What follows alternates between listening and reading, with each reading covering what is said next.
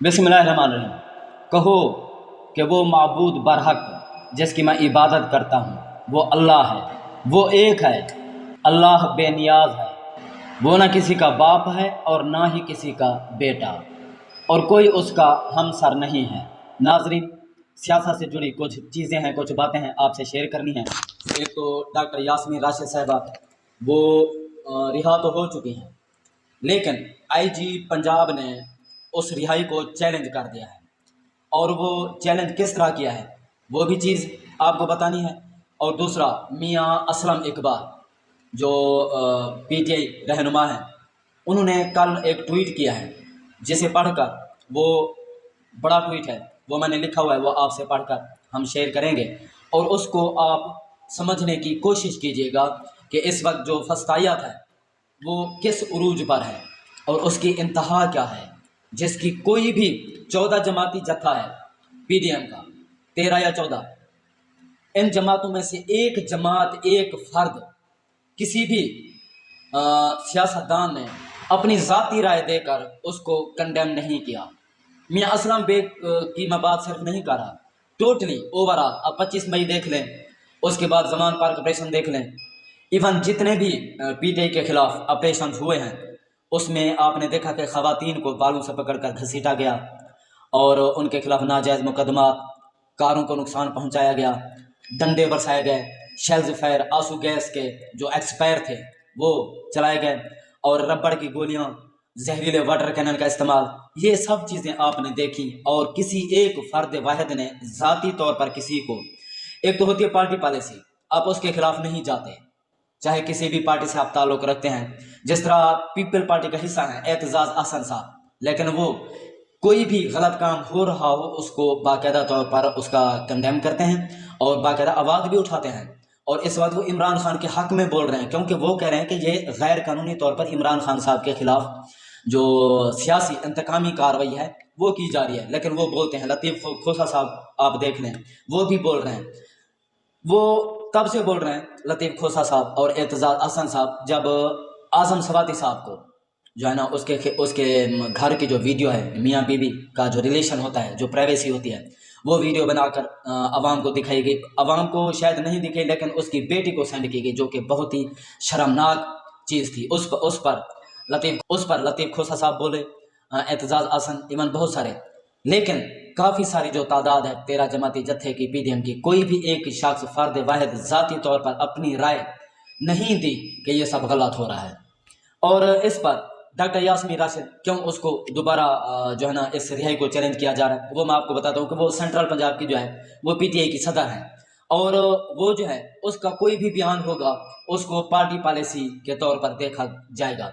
और इसलिए उसको दोबारा गिरफ्तार करके, इस रिहाई को चैलेंज करके दोबारा उसको अजियत दे के, प्रेशराइज करके, हो सकता है प्रेस कॉन्फ्रेंस कराई जाए कि ये इंस्ट्रक्शन जो थी वो इमरान खान साहब की थी या इस तरह के, यानी कि पार्टी को बैन करने के जवाब तलाश किए जा रहे हैं। और आईजी साहब ने बाकायदा तौर पर ये प्रेस कॉन्फ्रेंस की है लंबी चौड़ी कि 41 जो रिकॉर्डेड कॉल्स हैं वो हमारे पास हैं, उस बुनियाद पर जो है हम अदालत के खिलाफ नहीं जा रहे, लेकिन उसको अपील उसके खिलाफ करने का हक है, वो हम करेंगे।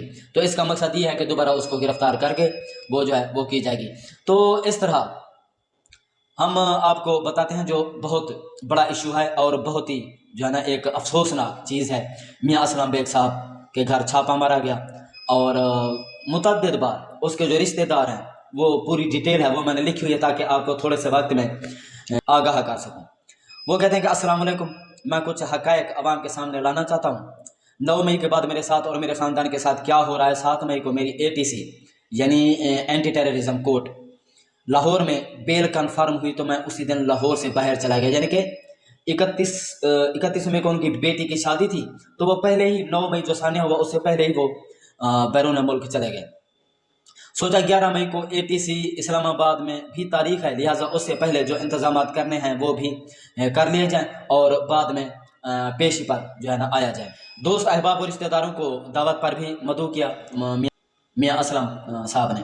तो वो कहते हैं कि बुकिंग हमने की फ्लैटीज़ होटल में, जिसकी वहाँ से तस्दीक भी की जा सकती है। 9 मई के वाक़यात इंतहाई अफसोसनाक हैं, जितनी मजम्मत की जाए اس کی کم ہے، اس کی تحقیقات ہونی چاہیے، املاک کو نقصان پہنچانے والے کو قرار واقعی سزا ملنی چاہیے۔ پولیس نے ہمارے گھروں پر ریڈز کرنی شروع کر دی۔ گھر میں صرف والدہ صاحبہ، بیٹی اور بیٹا موجود تھے۔ چند روز قبل تقریباً رات 3 بجے میرے گھر کے دروازے توڑ کر 30 سے 40 لوگ داخل ہوئے اور بدتمیزی شروع کر دی اور کہا وہ قاتل ہے، کدھر ہے، اس کو نہیں چھوڑیں گے۔ میری اہلیہ نماز تہجد پڑھ رہی تھی جبکہ بیٹی اور بیٹا اپنے کمرے میں تھے۔ والدہ صاحبہ کی عمر 85 سال ہے، آکسیجن پر ہیں، یعنی کہ ان کی والدہ صاحبہ کو بھی اذیت، یہ بھی ایک اذیت ہوتی ہے نا، جس گھر میں ریڈز پڑ جائیں وہ بھی غیر قانونی طور پر۔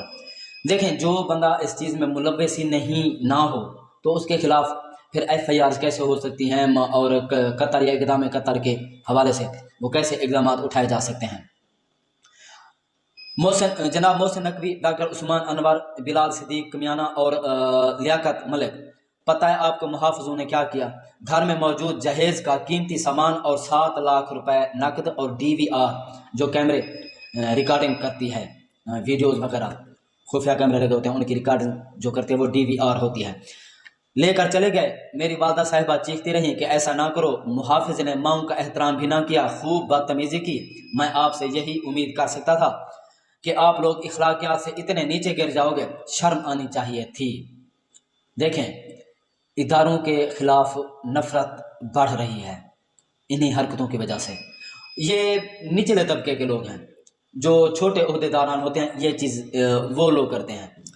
وہ مزید کہتے ہیں کہ میں ایسے نظام اور محافظوں پر اللہ کی لعنت بھیجتا ہوں۔ آپ سمجھ رہے ہوں گے کہ بے شک ہر رات کے بعد صبح، ہر مشکل کے بعد آسانی اور ہر آزمائش کے بعد اس کا صلہ ہے۔ اللہ صبر کرنے والوں کے ساتھ ہے۔ بیٹی کا نکاح منسوخ کیا کیونکہ سامان تو میرے پنجاب کے محافظ ہی لوٹ کر لے گئے۔ کوئی نہیں، اللہ تو ہے۔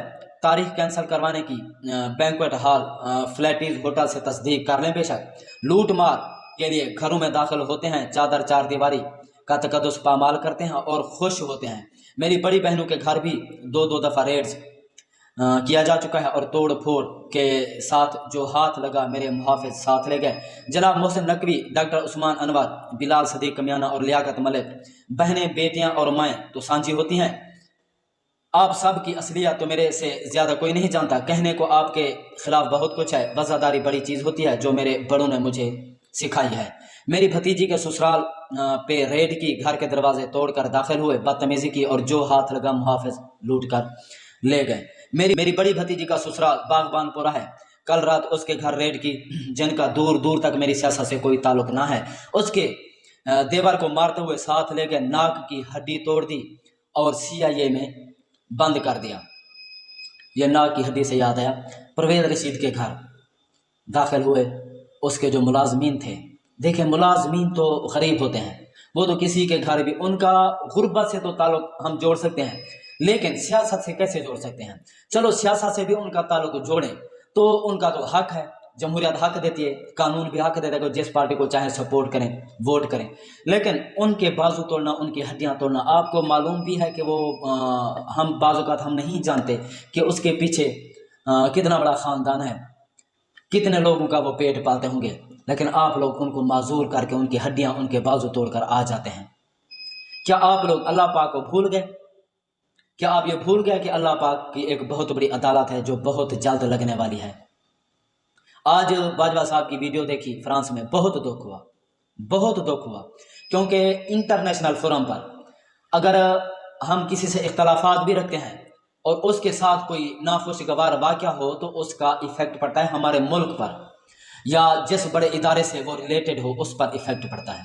ایک پختون ہے جو کہ بتایا جا رہا ہے کہ وہ افغان شہری ہے، اس نے اس کو گالیاں دی، بدتمیزی کی، اور وہ کہہ رہے ہیں کہ میں جنرل نہیں ہوں، میں کسی ادارے سے ریلیٹڈ نہیں ہوں، اس وقت آپ ویڈیو نہ بنائیں ورنہ میں پولیس کو انفارم کر دوں گا۔ تو انہوں نے کہا کہ بے شک کر دیں، یعنی کہ وہ ڈرا نہیں۔